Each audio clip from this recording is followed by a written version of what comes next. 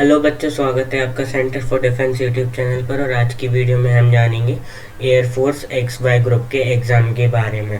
इसका selection process क्या रहता है, रिटन एग्ज़ाम में कौन कौन से सब्जेक्ट आते हैं, किस सब्जेक्ट से कितने क्वेश्चन आते हैं, फिजिकल टेस्ट क्या रहता है, एडेप्टेबिलिटी टेस्ट क्या रहता है, मेडिकल एग्ज़ाम के बारे में जानेंगे जो इसका होता है, सैलरी के बारे में जानेंगे और पर्क्स मतलब कि जो आपको बेसिकली एडवांटेजेस मिलते हैं जब आप एयरफोर्स सेलेक्ट हो जाते हैं। तो आगे आगे बढ़ते हैं इस वीडियो में। उससे पहले मैं आपसे कहना चाहूँगा कि आप सेंटर फॉर डिफेंस चैनल को सपोर्ट ज़रूर कीजिएगा। इसके लिए चैनल को लाइक कीजिए, सब्सक्राइब कीजिए और दोस्तों के साथ शेयर ज़रूर कीजिएगा। चलिए चलते हैं आगे अपनी इस वीडियो में। तो बात करें, ये एग्ज़ाम साल में 2 बार कंडक्ट कराया जाता है, जिसकी एक साइकिल जनवरी से चालू होती है और दूसरी साइकिल अपनी जुलाई में चालू होती है। बात करें फर्स्ट साइकिल की, जो कि अपनी जनवरी से चालू होती है, तो तो उसका नोटिफिकेशन 1 से 15 जनवरी के बीच में आता है और ऑनलाइन एग्ज़ाम आपका कंडक्ट कराया जाता है, ऑफलाइन नहीं कराया जाता, जो कि 15 से 30 मार्च के बीच में कंडक्ट कराया जाता है। रिज़ल्ट आपका 10 अप्रैल के अराउंड आ जाता है और जो बच्चे रिटन एग्ज़ाम क्लियर कर लेते हैं उनको फिज़िकल फिटनेस टेस्ट और एडेप्टेबिलिटी टेस्ट के लिए बुलाया जाता है, जो कि आपका मई में कंडक्ट कराया जाता है। जो बच्चे या जो कैंडिडेट फिजिकल फिटनेस टेस्ट और एडेप्टेबिलिटी टेस्ट को पार कर लेते हैं उनको मेडिकल के लिए बुलाया जाता है। फाइनल मेडिकल हो जाने के बाद आपकी प्रोविजनल सिलेक्शन लिस्ट निकलती है। अराउंड अक्टूबर। इसमें उन बच्चों के नाम रहते हैं जिनने फेस 2 फेस 3 यानी कि फिजिकल फिटनेस टेस्ट और एडेप्टेबिलिटी टेस्ट और मेडिकल तीनों क्लियर कर लिए। देखिए, अगर आपका प्रोविजनल सिलेक्शन लिस्ट में नाम आ गया है तो ये कंपलसरी नहीं है कि आपका फाइनल जो एनरोलमेंट लिस्ट है उसमें भी नाम आ जाए, है ना। फाइनल एनरोलमेंट लिस्ट में जब तक नाम आ जाए तब तक आप अपना सिलेक्शन तय हुआ नहीं मान सकते और आपका अराउंड फर्स्ट वीक ऑफ जनवरी में ट्रेनिंग चालू हो जाती है। यानी करीब करीब आपका 8 मंथ्स का प्रोसेस ये होता है। भाई बात करें अपन अपने दूसरी साइकिल की, तो उसका नोटिफिकेशन आपका 1 से 15 जुलाई के बीच में आता है। 1 से 15 जुलाई के बीच में आपका नोटिफिकेशन आता है और आपका ऑनलाइन एग्ज़ाम 15 से 30 सितंबर के बीच में कंडक्ट कराया जाता है, जिसका रिजल्ट आपका 10 अक्टूबर तक आ जाता है। उसके बाद फिर वही फेज़ 2 के लिए बुलाया जाता है, फिजिकल फिटनेस टेस्ट और एडेप्टेबिलिटी टेस्ट के लिए, जो कि आपका नवंबर में कंडक्ट कराया जाता है। उसके बाद फेज़ 3 में आपका मेडिकल टेस्ट होता है जो अराउंड जनवरी में होता है और आपकी प्रोविजनल सिलेक्शन लिस्ट अप्रैल में निकलती है। उसके बाद आपकी एनरोलमेंट लिस्ट, जो कि आपकी फाइनल लिस्ट होती है, वो अराउंड जून में निकलती है और आपका जुलाई में ही आप ये मान लीजिए कि आपकी ट्रेनिंग चालू हो जाती है। तो चलिए आपको और डिटेल में बताते हैं इस एग्ज़ाम के बारे में। तो अब इस एग्ज़ाम की एजुकेशनल क्वालिफिकेशन के बारे में जानते हैं। सबसे पहले अपन जानते हैं एक्स ग्रुप की। देखिए, एक्स ग्रुप आपका टेक्निकल के लिए होता है।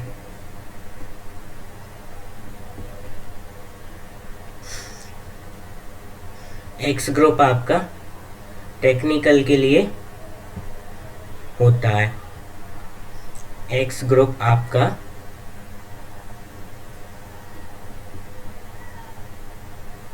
ये गलत लिखा गया, चलिए मैं आपको बता देता हूँ कि आपका एक्स ग्रुप जो होता है वो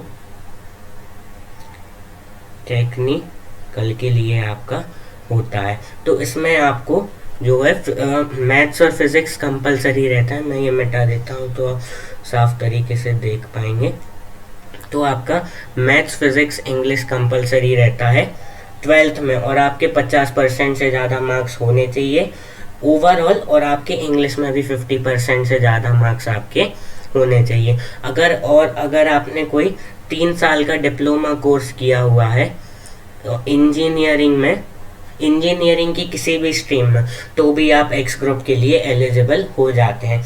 और अगर आपका इंग्लिश सब्जेक्ट नहीं रहा है, तो डिप्लोमा में अगर आपका इंग्लिश सब्जेक्ट नहीं रहा है, तो आपके टेंथ क्लास में आपके इंग्लिश में 50% से ज़्यादा मार्क्स होने चाहिए। चलिए अब अपन बात करते हैं एजुकेशनल क्वालिफिकेशन वाई ग्रुप के लिए। तो वाई ग्रुप का एग्ज़ाम आपका नॉन टेक्निकल के लिए होता है, इसीलिए इसमें फिजिक्स और मैथ्स वगैरह नहीं मांगते। आप सिर्फ 12th क्लास पास होने चाहिए 50% या उससे ज़्यादा से, और आपके इंग्लिश में 50% मार्क्स होने चाहिए। वही अगर आपने 12th पास नहीं की, तो आपका कोई 2 साल का वोकेशनल कोर्स होना चाहिए 10th क्लास के बाद। अब अपन जानते हैं एजुकेशनल क्वालिफिकेशन उनके लिए जो दोनों के लिए डाल सकते हैं। देखिए, आप अगर एक्स ग्रुप के लिए अलग से डालें या वाई ग्रुप के लिए अलग से, तो उसमें आपको फ़ायदा नहीं है। आप सिर्फ एक ही एग्ज़ाम के लिए डाल रहे हैं, तो बेस्ट आपका यही रहता है कि आप एक्स एंड वाई दोनों के लिए डालें। अगर आपका एक्स में नहीं हुआ, तो कम से कम वाई ग्रुप में तो आपका सिलेक्शन हो ही जाएगा। चलिए अब आगे आपको और डिटेल्स देते हैं इस वीडियो में। तो आपको अप्लाई कैसे करना है? तो कुछ नहीं है, जब भी आपका नोटिफिकेशन आता है, तो आप एयरमैन सिलेक्शन cdec.in www.airmanselectioncdec.in पर जाकर अप्लाई कर सकते हैं, और आपकी 250 रुपये एग्ज़ाम फीस होती है। 250 रुपये आपकी एग्ज़ाम फीस होती है। तो आप airmanSelection.cdec.in पर जाकर अप्लाई कर सकते हैं। वही बात, चलिए अब अपन बात करते हैं स्कीम ऑफ एग्ज़ाम, यानी कि एक्स ग्रुप के लिए आपका एग्ज़ाम कैसा आता है। तो आपका मैथ्स से टोटल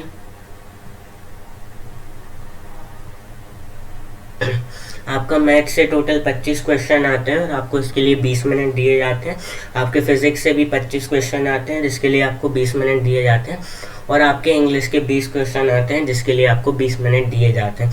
नहीं, आपके टोटल 70 क्वेश्चन रहते हैं, और आपको 60 मिनट का टाइम यानी 1 घंटे का टाइम दिया जाता है। देखिए, ये एग्ज़ाम थोड़ा सा अलग है। Air force X and Y group के एग्ज़ाम में क्या होता है कि जब तक आपके मैथ्स वाले 20 मिनट ख़त्म नहीं हो जाते, तब तक आप किसी और सेक्शन को अटेम्प्ट नहीं कर सकते। तो आपको शुरुआत के 20 मिनट में सिर्फ मैथ्स का अटेम्प्ट करने के लिए दिया जाएगा, और अगले 20 मिनट में सिर्फ फिजिक्स का अटेम्प्ट करने के लिए दिया जाएगा, और अगले 20 मिनट में सिर्फ इंग्लिश का अटेम्प्ट करने दिया जाएगा। यानी आप ऐसा नहीं कर सकते कि पहले आपने फिजिक्स कर लिया, इंग्लिश कर लिया और मैथ सबसे आखिरी में किया। आपको अकॉर्डिंगली ही करना पड़ता है।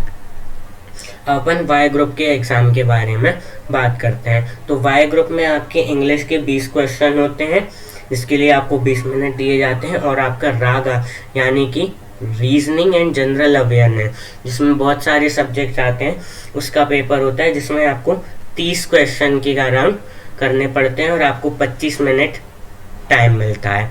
यानी आपके टोटल 50 क्वेश्चन होते हैं, और आपको 45 मिनट का टाइम मिलता है ना। चलिए अब अपन जानेंगे कि जैसा कि मैंने बताया कि बेस्ट ऑप्शन यही रहता है कि आप दोनों ग्रुप के लिए अप्लाई करें। तो जो दोनों ग्रुप के लिए अप्लाई करते हैं, उनके लिए एग्ज़ाम की स्कीम क्या रहती है वो अपन पता करते हैं। तो जो दोनों ग्रुप के लिए अप्लाई करते हैं, उनको फिजिक्स में 25 क्वेश्चन, मैथ्स में 25 क्वेश्चन, इंग्लिश में 20, और रागा मतलब कि रीजनिंग एंड जनरल अवेयरनेस के 30 क्वेश्चन करने रहते हैं। और टाइम टोटल आपका 85 मिनट्स दिया जाता है, और आपके टोटल 100 क्वेश्चन रहते हैं 100 मार्क्स के लिए। यानी आपका एक क्वेश्चन 1 मार्क का होता है, ठीक है। और आपकी 1/4 नेगेटिव मार्किंग के चलते 0.25 आपकी नेगेटिव मार्किंग होती है। चलिए अब अपन आगे और जानते हैं इस एग्ज़ाम के बारे में। तो अब आपका फेज़ 1 में रिटन एग्ज़ाम कंडक्ट कराया जाता है। फेज़ 1 जो क्लियर कर जाते हैं, यानी जो रिटन एग्ज़ाम क्लियर कर जाते हैं, उनका फेज़ 2 होता है। फेज़ 2 में आपका 2 चीज़ें होती हैं। एक होता है आपका फिजिकल फिटनेस टेस्ट, और एक होता है आपका adaptability test. Physical fitness test में आपको 1.6 किलोमीटर की रेस आपको 6.5 मिनट में पूरी करनी पड़ती है। 1.6 किलोमीटर की रेस 6.5 मिनट में पूरी करनी पड़ती है। वहीं आपको 20 स्क्वाट, 10 सेटअप और 10 पुशअप लगाने पड़ते हैं।